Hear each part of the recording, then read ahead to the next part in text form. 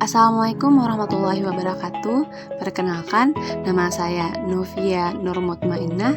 Saya peserta Latsar CPNS 2021 PPSDM Regional Bandung Angkatan 16 kelompok 4. Baiklah, pada kesempatan ini saya akan mempresentasikan tentang analisis isu efektivitas kinerja individu berdasarkan tupoksi.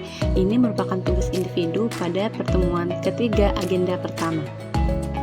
Nah, isu sendiri merupakan suatu hal yang terjadi baik di dalam maupun di luar suatu organisasi yang apabila tidak ditangani maka akan berdampak negatif pada organisasi tersebut, bahkan berlanjut pada tahap krisis.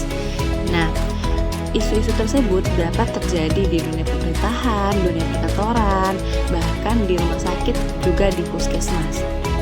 Oleh karena itu, dilakukan suatu analisis untuk menyelesaikan isu-isu tersebut.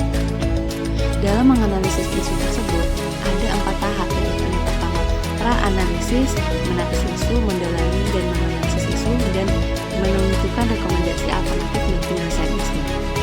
Baiklah, kita langsung ke tahap yang pertama, yaitu pra-analisis.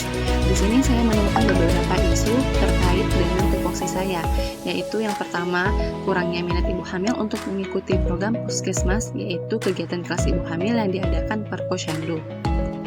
Selanjutnya yang kedua, kesalahan beberapa anggota kader Posyandu dalam melakukan pengukuran tinggi badan dan berat badan sehingga mempengaruhi data real bayi stunting di wilayah kerja puskesmas. Yang ketiga, kurangnya pengetahuan ibu hamil, nifas, dan menyusui tentang vaksinasi COVID-19.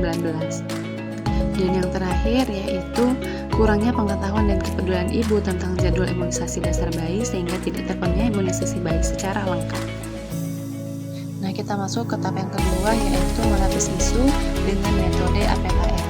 Nah, metode APKL ini terdiri dari aktual, artinya isu itu benar-benar terjadi, problematik, artinya memiliki dimensi masalah yang kompleks, kemudian kehalayakan, artinya menyangkut hidup banyak orang, dan layak, artinya masuk akal untuk dicari solusinya. Nah, dari tabel yang tertera dapat kita lihat bahwa ada 2 isu yang masuk ke tahap selanjutnya, yaitu isu terkait anggota kader yang salah dalam melakukan pengukuran dan masih banyaknya ibu hamil, nifas, dan menyusui yang ragu dan takut untuk melakukan vaksinasi. Nah, selanjutnya kita lakukan kembali validasi isu-isu dengan metode USG.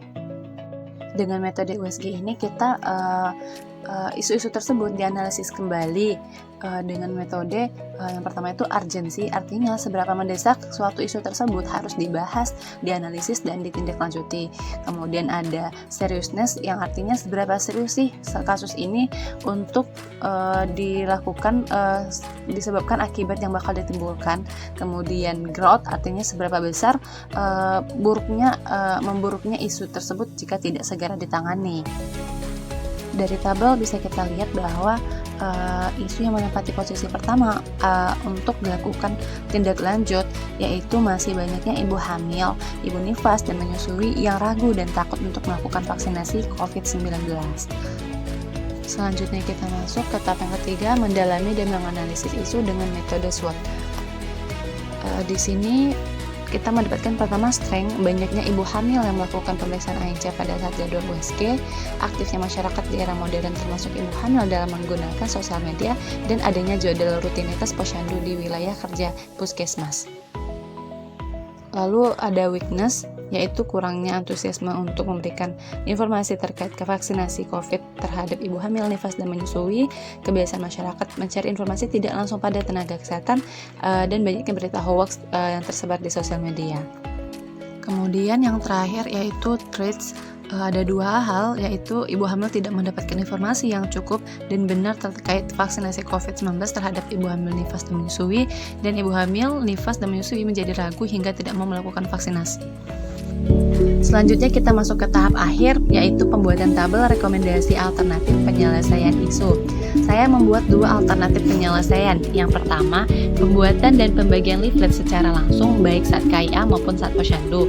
Tahapannya, membuat leaflet yang menarik dan mudah dipahami oleh ibu hamil, nifas, dan menyusui. Kemudian menyediakan leaflet tersebut untuk KIA saat KIA dan KIA saat Posyandu. Kemudian yang terakhir menjelaskan tentang manfaat vaksinasi COVID-19 pada ibu hamil, nifas, dan menyusui. Nah, hasil yang diharapkan yaitu ibu hamil, nifas, dan menyusui menjadi tahu tentang vaksinasi COVID-19 dan mau melakukan vaksinasi COVID-19. Jadi para pihak yang terlibat yaitu kecamatan, kelurahan desa, puskesmas, kader, ibu hamil, nifas, dan menyusui bersangkutan. Alternatif yang kedua yaitu melakukan penyuluhan di posyandu.